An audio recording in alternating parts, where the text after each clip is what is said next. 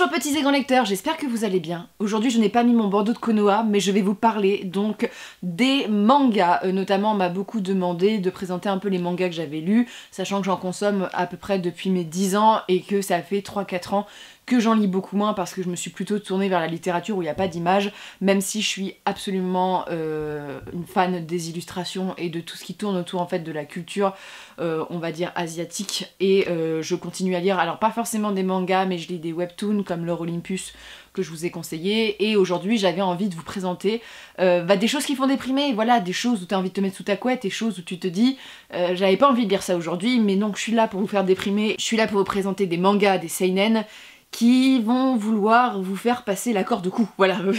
tu vas être en mode « Ah, ma vie est si bien par rapport à la vie de ces gens ».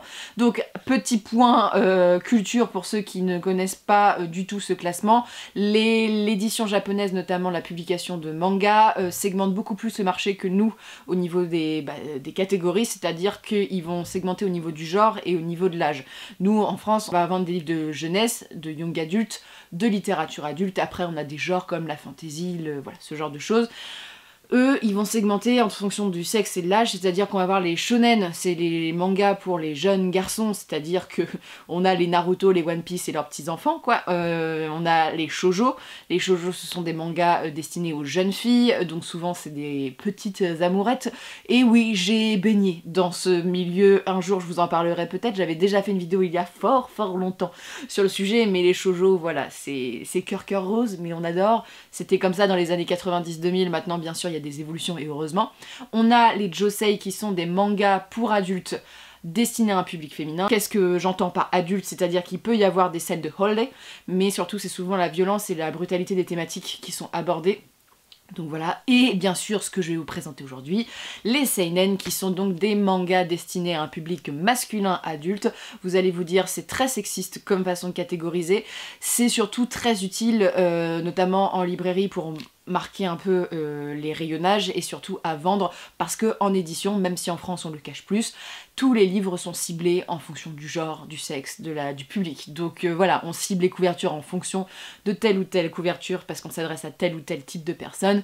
Ça fonctionne pareil, sauf que les japonais, eux, ils se disent on va le dire direct. Faut savoir que le seinen pour moi c'est mon genre préféré, alors j'ai énormément consommé de shoujo et surtout de shonen quand j'étais jeune, et j'ai découvert les seinen quand j'avais 14-15 ans, et c'est vrai que ça m'a bien plu, et c'est le genre en fait qui me tente le plus. Malheureusement en fait les mangas, j'ai déjà tellement de littérature à découvrir que c'est pas forcément vers ce quoi je me dirige, mais j'en ai quelques-uns à vous présenter. J'en ai exactement 1, 2, 3, 4, 5, j'en ai 5 que j'avais en papier.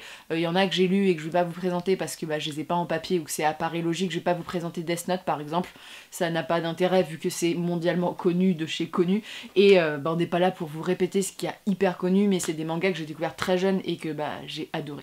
Et donc aujourd'hui, je vous présente les seinen de la déprime.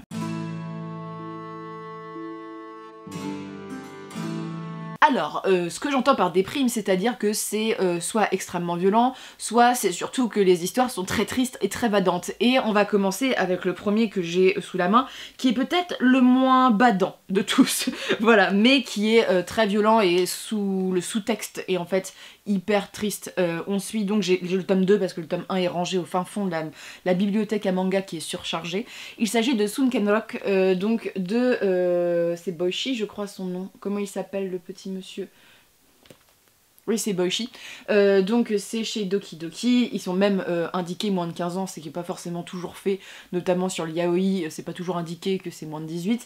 Là, on est sur une histoire assez intéressante de base. On suit donc, je ne sais plus comment il s'appelle, Ken, c'est logique, Sunkenrock. C'est un japonais, dans mes souvenirs, qui tombe amoureuse d'une coréenne qui est venue aller étudier à l'école. Ça fait très longtemps que je les ai lus, mais dans mes souvenirs c'était ça. Elle rêve d'être policière, et donc elle retourne en Corée pour vivre sa vie, sauf que lui, et il décide de la suivre. Parce que amoureux pour amoureux, je quitte mon pays, je quitte ma patrie, et il arrive en Corée en se disant qu'il va la suivre, et en fait quand il arrive en Corée, il arrive sans le sou, sans études. C'est un peu un niveau zéro, tu sais, des jeux de gangsters qui existent. C'est un niveau zéro, et il vit dans une piole du genre toute cracra, il se laisse aller, et il est toujours amoureux de cette fille qui devient flic et voilà, qui est vraiment très importante, et on apprend un peu son passé après. Un jour, par un concours de circonstances, il va intervenir pour un peu sauver un mec dans une boutique et il va un peu botter les fesses de deux petits mafieux sur place et en fait il va devenir le chef de ce gang de mafieux. Cette aventure va raconter en fait le parcours de Ken dans la mafia et comment il va devenir un peu the big boss of mafieux et comment lui avec ses idées de gars juste, parce que c'est ça qui est drôle en fait, c'est qu'il a une ligne de conduite ce mec, et puis surtout l'amoureuse d'une flic, alors il a intérêt d'avoir une ligne de conduite et il va se retrouver face à des mafieux, alors c'est très humoristique et tout ça. Et voilà, sauf qu'en fait, c'est un manga qui est hyper triste sur plein de choses parce que déjà la situation de Ken, la pauvreté, le fait d'être étranger, il y a un peu de racisme quand même sous-jacent. La mafia, on traite du milieu de la mafia et quand je vous dis qu'on traite du milieu de la mafia, c'est que vraiment, alors c'est même un reproche que j'ai fait un peu au manga parce que c'est très sexualisant comme manga, les femmes sont plus sexualisé que ça, je ne pense pas. Et en fait, on parle en fait du trafic humain, notamment vis-à-vis des femmes. On parle de plein de types de mafias différents dedans, mais il y a des choses qui sont hyper violentes à ce sujet-là. Ken, il essaye d'intervenir à son échelle et tout, mais on parle quand même de tabasser des femmes qui travaillent dans la rue, voilà. Il y a tout aussi l'histoire de la femme qu'il aime, qui est horrible. Bref, c'est un manga qui est, malgré le fait que c'est humoristique, c'est un peu beau, voilà. Oh. Après, les seinen, ça va encore, mais c'est surtout les shonen, parfois ça essaye d'être un peu beauf parce que ils pensent que ça peut faire rire certains hommes. Parfois ça arrive, parfois non. Mais pour le coup, là, il y a un sous-texte de fond qui est hyper horrible, voilà, de base. Alors, je trouve le début de ce manga très très bien. Après, ça s'essouffle parce que c'est répétitif et que l'histoire avance pas. Mais c'est un manga qui est un peu construit sur le modèle du shonen, du mec qui part de rien et qui va devenir le big boss. Simplement, c'est pas un shonen parce que ça parle de questions qui sont déjà, importantes parce qu'elles sont récurrentes dans tous les pays, mais surtout, elles sont présentes en Corée et au Japon. Là, on est plus sur la Corée, où on parle un peu des dérives de la société coréenne, parce que je crois que Boichi est coréen, si je me trompe pas dans mes souvenirs, même si après il est parti pour le Japon. Donc c'est un manga qui est intéressant parce qu'il parle des dérives et en fait il parle du trafic mafieux qu'on peut transposer en fait à ce qui se passe en Italie, à ce qui se passe en Russie, à ce qui se passe voilà, en Amérique du Sud et tout. Et pour le coup c'est très violent, même si entre deux bastons, entre deux trucs horribles, t'as des blagues. Et que Ken en fait c'est un gentil. Même s'il va découvrir au fur et à mesure de son ascension que c'est de plus en plus difficile d'être réglo. Voilà. Donc voilà, mais je peux pas vous montrer par exemple le dos du livre parce que j'ai pris cette couverture qui est la moins sexualisée. Du moins bon, on le voit torse-poil, mais là après on a des filles en petite tenue tout le temps. Donc le moins de 15 est mérité, du genre vraiment même... Oui, je suis pas sûre qu'il y ait beaucoup de parents qui autorisent des enfants de 15 ans à lire ça, je ne pense pas. Mais voilà, c'est un manga sur le déplacement de soi et sur les dérives de ce constat. Mais c'est le moins trash, on va dire, de ce que je vais vous présenter. Déjà, il y a des choses dedans, c'est pas joli joli.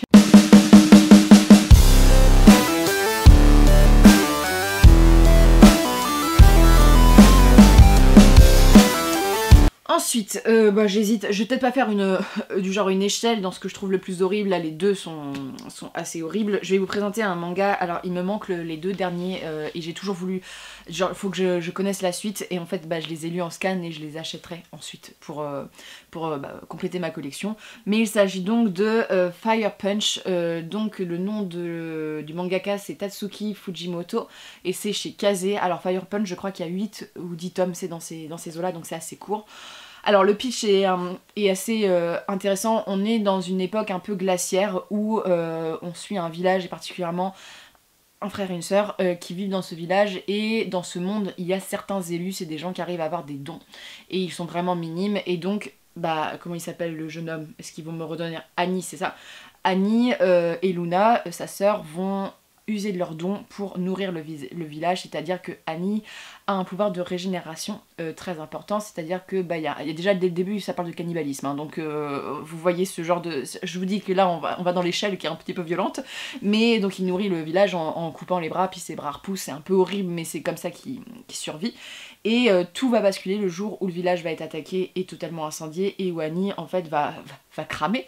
Mais les gens sur place, comme en fait ils ont vu qu'il y avait du cannibalisme, ils ont voulu cramer tout le monde. Sauf qu'Annie se régénère, donc c'est une torche humaine, avide de vengeance et notamment du fait qu'ils aient tué sa sœur. Je vous laisse sur ce résumé là parce que il y a beaucoup plus de choses. C'est un manga qui m'avait beaucoup ému. Alors pour tout vous dire, celui-ci il y a quand même des thématiques très compliquées.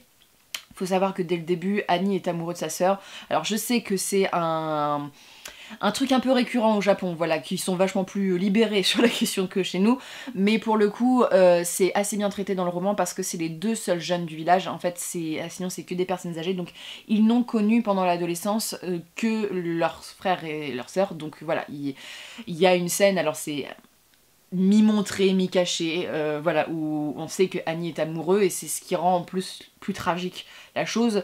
Donc voilà, dès le début t'es en mode cannibalisme et un truc avec frères et sœurs, waouh, ça commence bien.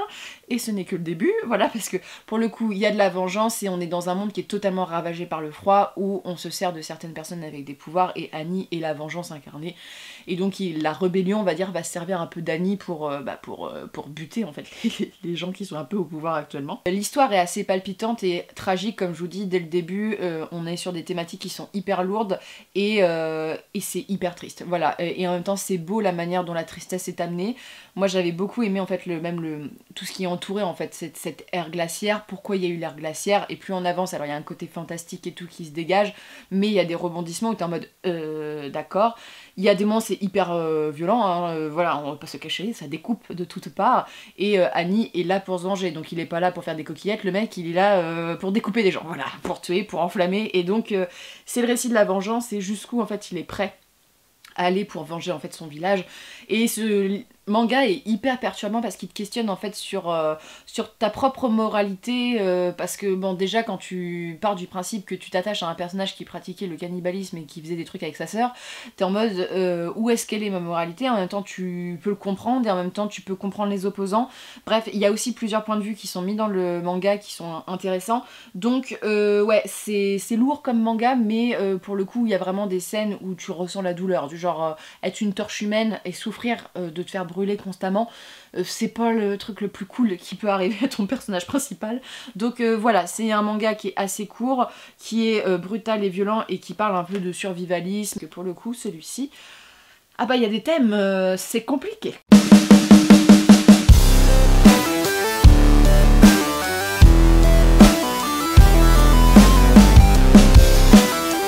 En parlant de thèmes très sympathiques, alors celui-ci est très connu aussi, j'ai que les deux premiers dans ma bibliothèque, mais je les ai tous empruntés à la bibliothèque à l'époque et je les ai tous lus. Il s'agit d'un classique qui date un petit peu, mais pour le coup je vous le conseille vraiment parce qu'ils sont, de toute façon ils sont tous excellents ce que j'ai pris. Il s'agit donc de Ikagami, donc Préavis de mort. Alors Ikagami, je pense qu'il y a même eu une adaptation, je pense, en animé de ce manga. Alors c'est un pitch assez simple, on est dans une société où des gens travaillent dans une société. Le personnage principal distribue l'Ikagami, c'est-à-dire que c'est une espèce de petite carte qui indique 24 heures à l'avance que tu vas mourir.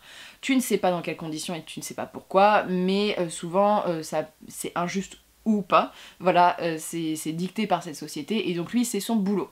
Plusieurs personnages, qu'est-ce qu'ils vont faire les dernières 24 heures de leur mort? Qu'est-ce qu'ils vont faire? Quelles sont les réactions? Avec des personnages qui sont plus ou moins bons, donc ça questionne en fait déjà le système en place qui est un peu totalitaire dans ce récit, mais surtout ça questionne aussi la morale, ça questionne la façon dont réagissent les gens, le concept de mort et comment on l'appréhende, la disparition. Je peux vous dire que moi j'ai versé des larmes dans c'était compliqué au début et tout va bousculer, voilà, c'est les premiers tomes sont comme ça et il va y avoir un basculement vis-à-vis du personnage principal à un moment donné, et donc c'est un manga que j'aime beaucoup, que j'ai aimé du début jusqu'à la fin, et pour le coup la thématique de la mort et de l'imposition de la mort par un diktat sociétal, c'est quelque chose qui est intéressant, qui est assez creusé dedans, et c'est un manga qui est très émouvant et qui présente des choses qui sont horribles, c'est-à-dire que les réactions de chacun peuvent aboutir à des choses qui sont horribles en tant que les gens vont faire des choses horribles, ou du moins c'est horrible parce que cette personne-là ne le mérite pas. Donc c'est un anime qui est très poignant à lire et qui fait vachement déprimer à cause de ça, parce que c'est hyper cruel, voilà, comme façon de procéder, et il y a toute une dénonciation, il y a aussi beaucoup de violence, et pourtant Ikagami a été vraiment une très très bonne lecture. C'est de Motoro Mase et c'est chez les éditions Asuka de l'époque où c'était sorti. Moi je les ai dans cette édition là, mais on est plus sur un thriller avec une sorte d'anticipation et savoir ce qui se passe et t'as envie de les dévorer à chaque fois. Bref, je vous conseille vraiment, c'est un très très bon, je pense qu'il y a une dizaine de tomes aussi, c'était pas une énorme série, c'est pas Naruto One Piece, voilà. Rassurez-vous.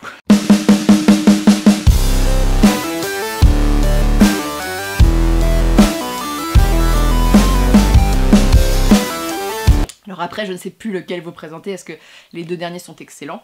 Il y en a un qui m'a tellement traumatisée que j'ai pas encore acheté la suite, et ça fait bien 2 ans maintenant que je l'ai lu. J'ai trouvé ça excellent, mais ça m'a extrêmement choquée. Et il y en a un, c'est mon chouchou, mais vous savez dès le début de la vidéo, je pense que je vais vous le présenter tout de suite, je ne pouvais pas faire un seinen de la déprime sans montrer ce chef-d'œuvre de la littérature. Pour moi, c'est un texte, c'est un des meilleurs textes que j'ai lu, et pour moi, c'est le meilleur manga du monde. La meuf, oui, direct. Même si j'ai pas encore beaucoup lu, il y a des sagas comme Vinland Saga ou ce genre de choses que je voudrais lire, mais Berserk. Alors, Berserk, est-ce que j'ai vraiment besoin de vous parler de Berserk? Ça, c'est la vie. Ça, si je dois vous recommander une chose et que vous êtes prêt à lire des choses qui sont très choquantes, je tiens à le dire, ça c'est vraiment bien. J'ai pas fait de warning au début de la vidéo, mais tous ces mangas sont réservés aux adultes, hein, je tiens à le dire. Alors Berserk de Kentaro Miura, qui nous a malheureusement quittés, c'est pour ça que j'ai arrêté ma lecture, parce que j'ai eu beaucoup de mal à faire mon deuil de cet auteur, parce que c'est quelqu'un que je respectais énormément et j'étais très admirative de son travail. Ça m'a vraiment bouleversée. Pour le coup, il y a certains auteurs, c'est comme ça. Je suis très attachée à la littérature, donc quand ça touche à des auteurs que j'adore, c'est un petit peu compliqué. On suit donc Guts. Au début du manga, il faut savoir que ce manga est découpé en arcs. Le premier arc, on suit Guts avec un petit personnage volant qui va assouvir, voilà, il découpe des gens. Au début, tu te dis, ok, c'est un berserker, le mec il pète des câbles, il découpe des gens, et en fait, tu vas apprendre au bout de 1 tome ou 2 l'histoire de Guts. Et Guts, il a pas une vie facile, parce que là, c'est vraiment le début, donc je peux vous le dire. Guts est né, déjà, tu savais que sa vie allait être difficile, sa mère était pendue, et elle a accouché pendant sa pendaison. C'est le meilleur moment de Berserk. Non, c'est pas le pire, sachez-le. Et donc Guts va être enlevé, ou du moins va être pris sous l'aile d'une compagnie, et il va devenir voilà, un soldat de cette compagnie. Mais dans cette compagnie, il va subir les affres d'un homme horrible qui va l'agresser, et il va grandir jusqu'au jour où il va rencontrer un autre personnage.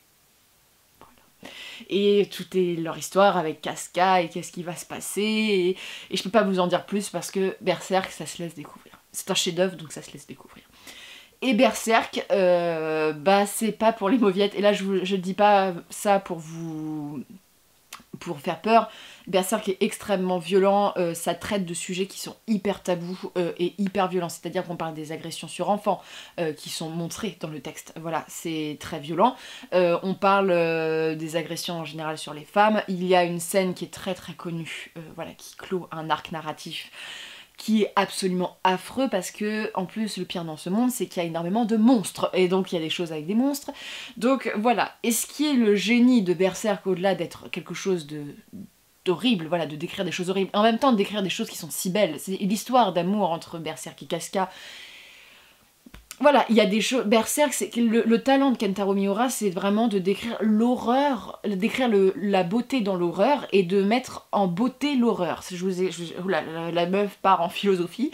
En fait, le dessin est sublime, c'est scandaleusement beau dans l'horreur. C'est-à-dire que les monstres sont d'une précision et d'une horreur tellement puissante que ça en devient magnifique. C'est des tableaux, voilà, c'est des tableaux, les œuvres, et que ça soit sur les détails des châteaux, je pense que j'ai jamais lu quelque chose qui était aussi travaillé au niveau du dessin, aussi travaillé au niveau de l'intrigue, et en plus, il y a plein de références. Il y a notamment là où j'en suis, parce que je me suis arrêtée, et que Berserk, vu que bah ça va finir, je ne veux pas lire tout de suite.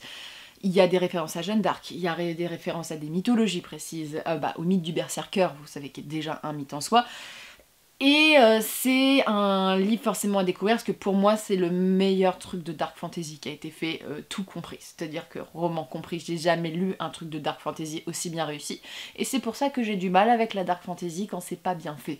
Parce que là-dedans, c'est dark, et il y a de la fantasy, c'est voilà, un monde qui est vraiment créé avec une géopolitique, voilà, c'est un monde qui se tient beaucoup, et ça transmet des messages et des beautés. Je peux vous dire que l'horreur dedans, il y a des moments où t'as envie de vomir. Moi j'ai eu des moments d'écœurement énormes. Alors en plus je suis pas forcément très... J'aime pas quand ça saigne beaucoup, alors heureusement que c'est un manga, parce que voilà, mais il y a des choses qui sont vraiment, quand je vous dis horribles, autant au niveau physique qu'au niveau moral. C'est-à-dire qu'il y a des pères qui font des trucs horribles, il y a des agressions horribles, Et il y a une histoire d'amitié qui me brise le cœur à chaque fois. Les personnages sont intenses et sont profonds et quand tu as un mort dans Berserk, tu pleures, même si ça arrive souvent, tu chiales ta mère parce que Kentura Miura, il a réussi en fait son boulot, il a réussi à faire des personnages hyper émouvants, un univers qui se tient dans un univers qui est horrible et en même temps qui, quand on y réfléchit, représente beaucoup de choses qui arrivent dans notre société. C'est juste mettre en exergue vraiment les choses horribles de notre société et de notre histoire, parce qu'on a autant des références à l'Inquisition, à la sorcellerie, que à ce qui se passe actuellement sur les abus sur les mineurs et ce genre de choses. Voilà, c'est hyper complet et en même temps il y a de la magie, les scènes... Voilà, Casca est tellement belle. Désolée. Ça m'émeut beaucoup. Voilà, c'est pour ça que j'ai du mal à m'y remettre parce que Berserk m'émeut à un point. J'ai rarement eu des œuvres qui m'ont autant fait chialer, autant renversé, et voilà, donc pour le coup j'étais, voilà, c'est pour moi mon manga préféré, il faut absolument vous lisiez Berserk si vous êtes conscient de ce que c'est, de la violence, voilà, je ne le conseille pas du tout à tout le monde, c'est très violent en plus. Moi j'ai commencé à le lire assez jeune, quand j'avais 15-16 ans, j'ai lu les premiers tomes. Je me suis arrêtée parce que je le sentais pas, voilà, et je me suis relancée au niveau adulte, mais pour le coup c'est brillant de détails, c'est brillant.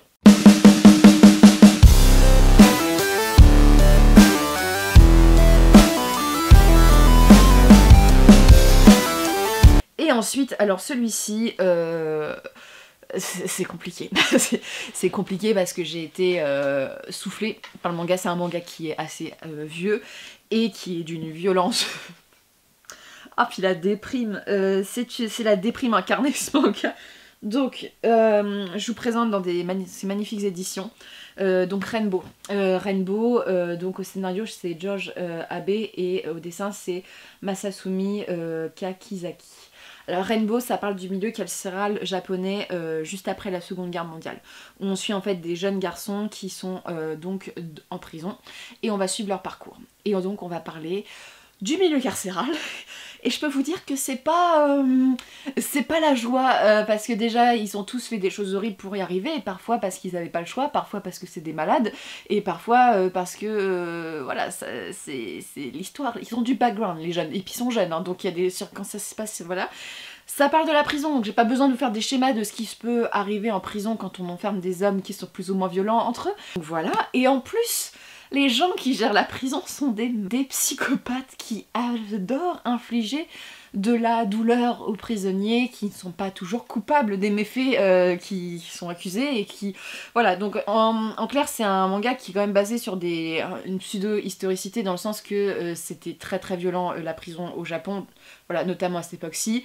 Ça parle aussi en fait du contexte post-Seconde Guerre mondiale et ce que ça a provoqué en fait, le fait que les Japonais aient perdu la guerre, ce que ça a provoqué le traumatisme d'Hiroshima, bref. Et donc voilà, je voulais revérifier, mais c'est pour ça que c'est d'autant plus choquant, c'est qu'on est face à une prison, donc en fait ils sont dans une même salle, ils sont 7 et ce sont des mineurs, donc il y a des choses qui se passent vis-à-vis des mineurs, c'est très compliqué, c'est très très violent, c'est vraiment retranscrit dans le dessin où pour le coup c'est des dessins qui, alors je veux pas vous spoiler parce qu'il n'y a pas beaucoup de planches où c'est pas violent, mais où il n'y a pas de sang. Oui, non. Qu'est-ce que je vais vous montrer? Des dessins comme ça. Mais c'est des dessins qui datent et en fait je trouve que ça appuie encore plus le propos. Il y a un truc qui se passe dans le regard des personnages, dans les ombrés, dans les, voilà, la manière dont c'est fait, les visages déformés. Ça me fait penser un peu aussi à Kentaro Miura dans le sens que il y a des personnages qui ont vraiment des visages monstrueux, voilà, avec des sourires déformés et tout. Et donc je vais le relire parce qu'il faut que j'y aille. Mais voilà, rien quand il y a des choses que je me souviens c'était affreux, mais c'était vraiment passionnant. Donc pour le coup, je vais le relire et je compte le lire en 2022, Rainbow, et le finir parce que pour moi c'est un véritable chef-d'œuvre. Je ne le vois pas beaucoup présenté. Par contre, c'est d'une violence assez folle et psychologique. Voilà, c'est vraiment la déprime parce que quand on voit des mineurs, pour tout vous dire, il y en a, ils sont accusés à tort, quoi. Donc vu comment ils sont traités en prison, c'est affreux, surtout quand ça arrive, voilà, des jeunes gens.